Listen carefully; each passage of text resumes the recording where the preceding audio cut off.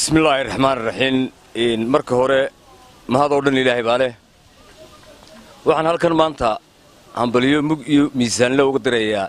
shirweynihii beesha Garxajis ee ku soo gabagaboobay buurta daalo waxaan leeyahay marka hore walaalnimada iyo midnimada Garxajis wax lagu diirsado oo lagu farxo weeyaan walaalka midnimadiisa waa inaad ku farxdaa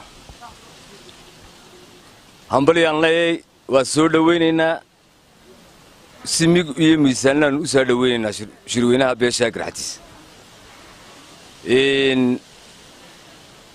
iyo qodobada ay soo saareen oo qodobo aan u arko dalka iyo dadkaba inay dan u yihiin qodobadaasoo aan ka dheegtay inay qodobo hadal murti leh oo xigmadaysan oo maskax caafimaad qabta ka soo maaxay oo ah wax dadku u baahan yahay qodobadaasu midnimada Garxajis marka ka timaado waxa ay dan u ahaayeen dalka iyo dadka muhiimadda nuxurka shirweynaha beesha Garxajis wuxuu buu ahaa wada lahaanshihii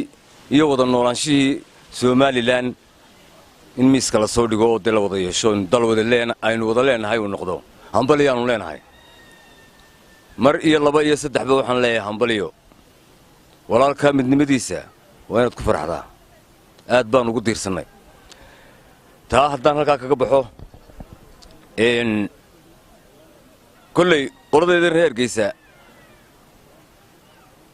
dhacdhac badan baa dee naga yimaada hadiyo goorra arrimaha dhaqanka waa hadday salaadiinta tahay iyo hadday culimada tahay iyo hadday cuqaasha tahay laguma degdego hadal ayaan dhaweyd ninka la yidhaa mujaahidka odaga ahaa ee cali gurey shirka tigitaankiisa beelihii laga casiimay uu ka yidhi waxaan leeyahay waa la tegey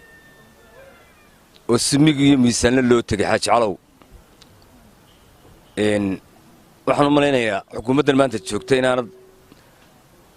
u nasteexayne inaad u tahay aad waxyaabihii hore qaha xasuusan tahay ayaanu filayaa waayo dee qof caadi uma hadli karo ixtiraam bay aniga cali curreehaan markay tay iga mudan yihiin dadka culimada dadka salaadiinta birmigeedadoo dhani aqoon-yahanka aniga waxay iga mudan yihiin ahaan oy ka soo jeedaanba ixtiraam bay iga mudan yihiin waayo waa labeenta dee ummadda aflagaadadooda iyo reeraha dhexgalkooda iyo ummad isu tagtayoo danahooda ka hadlaysa wax ka sheegoodu waa nusqaan kolley waxaan u malaynayaa dadku inay dee ku qaban doonaan yaa waxaa la yidhi xidhihiisu waayo kawaalana maryaa dhitaaga xidhihiisa leh midna waan ku xasuusinaya waxaan ku leeyahay axmed mire anoo sheekh jooga anigoo buurta daalo jooga hadalkaagu soo gaadhay oo aanu ka mid ahayn martidii lagu casuumay shirweynihii beesha Garxajis aan ka mid ahaa ayaa hadalkaagu halkaa iga soo gaadhay buurta daalo waad axmed mire oo birmageyda ah lama taabtaan oo maanta waxaan dawladnimadan iyo wanaaggan iyo nimcadan iyo waxaa soo moola iyo waxaa soo nimcaa ilaahay ka sokow raggii keenay uu kow ka yahay dee inaad maanta xaaji maxaa ku daaray reernimada iyo caadifaddu yaan ilaa halkaa kaa gaadhin axmed mire dee mujaahid buu kula ahaayo waatanu qaaxo wada joognay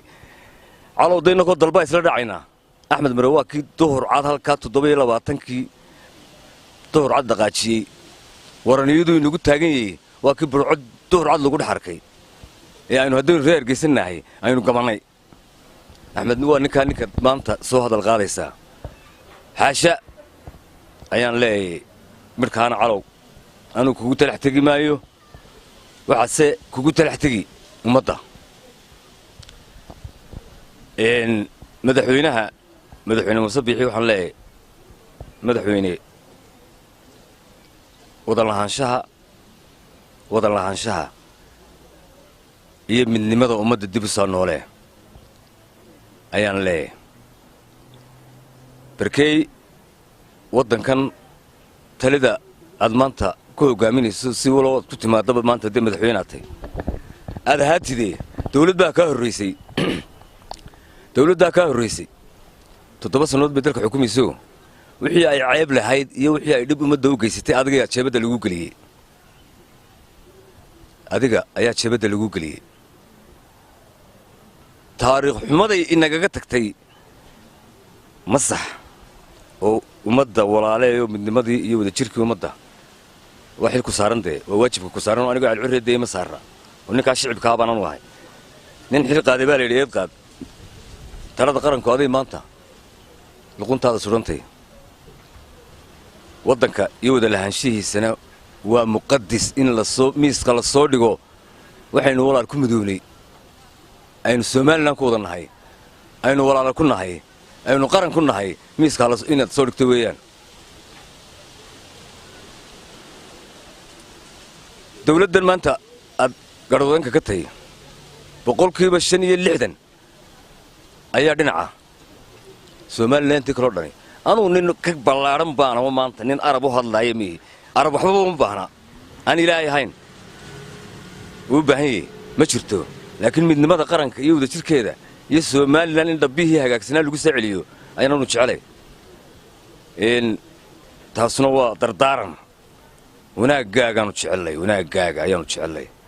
markaa miiska ha la soo dhigo wada lahaanshihii reerkaasuna in badan baa qodob laydhaa hebel markuu waaqiciga ama reer hebel ay wax ka hadlaan ama cabasho ay ka hadlaan ama waxay saluugsiyin ka hadlaan